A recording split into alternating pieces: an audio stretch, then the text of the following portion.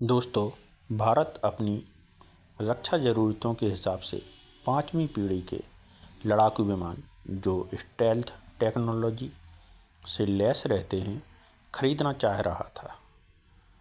तो आप सभी के मन में सवाल आ रहा होगा कि आखिर ये स्टेल्थ टेक्नोलॉजी क्या है जिसके पीछे सारे देश घूम रहे हैं कि इस टेक्नोलॉजी वाले विमान हमें मिल जाएं। स्टेल्थ टेक्नोलॉजी से लैस विमान राडार की पकड़ में नहीं आ पाता। जब कभी लड़ाकू विमान दुश्मन देश पर आक्रमण करने जाएगा तो वह उसके राडार में नहीं दिखाई देगा और वह अदृश्य रूप से दुश्मन देश पर बमबारी करके वापस आ जाएगा। तो दोस्तों, इस तरह के स्टेल्थ टेक्नोलॉजी वाले विमानों के लिए भारत के पास दो चॉइस थी। पहला, भारत के पारंपरिक दोस्त रूस का सुखोई 57 और दूसरा अमेरिका का F-35। तो सबसे पहले हम रूस के सुखोई 57 की खासियतों पर एक नज़र डाल लेते हैं। Sukhoi 57 single seater double engine वाला सुपरसोनिक विमान है जो मैक 2 की रफ्तार से आसमान में उड़ान भर सकता है और यह एक बार में करीब 3500 किलोमीटर दूर की उड़ान भर सकता है। साथ ही साथ यह स्टेल्थ टेक्नोलॉजी से लैस है। इसमें सुपर मैन्यूवरेबिलिटी और उन्नत एवियोनिक्स प्रणाली लगी हुई है। अब सवाल पैदा होता है कि आखिर ये एवियोनिक्स प्रणाली क्या है। तो दोस्तों, एवियोनिक्स प्रणाली ही विमानों की नेविगेशन, कम्युनिकेशन, फाइट कंट्रोल और मॉनिटरिंग करती है। ऐसी 57 विमान एक बार में 10,000 किलोग्राम हथियार ले जाने में सक्षम है।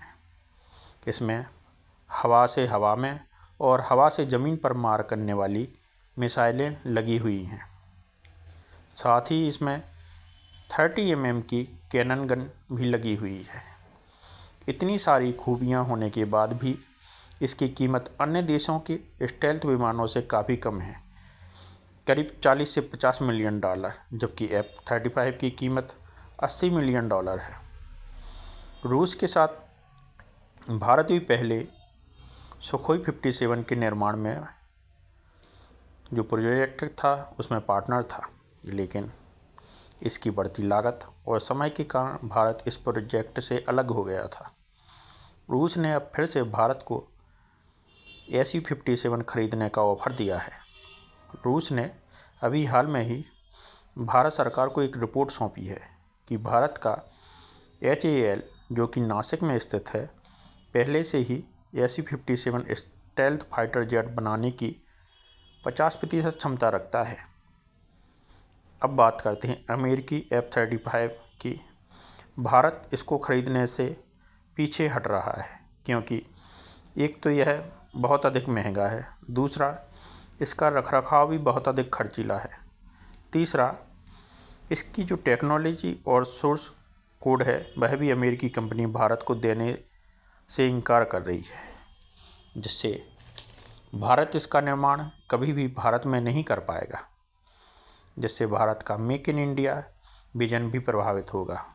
चौथा, अमेरिका ने भारत पर टैरिफ भी बढ़ा दिया है, जिसके जवाब में भारत ने F-35 विमान खरीदने से इनकार कर दिया है। इसी बीच दिसंबर में रूसी राष्ट्रपति की भारत यात्रा भी हो रही है, तो संभव है कि इसी यात्रा में Su-57 की डील भी हो जाएगी। इस तरह की अन्य जानकारी प्राप्त करने के लिए आप इस चैनल को सब्सक्राइब कर सकते हैं।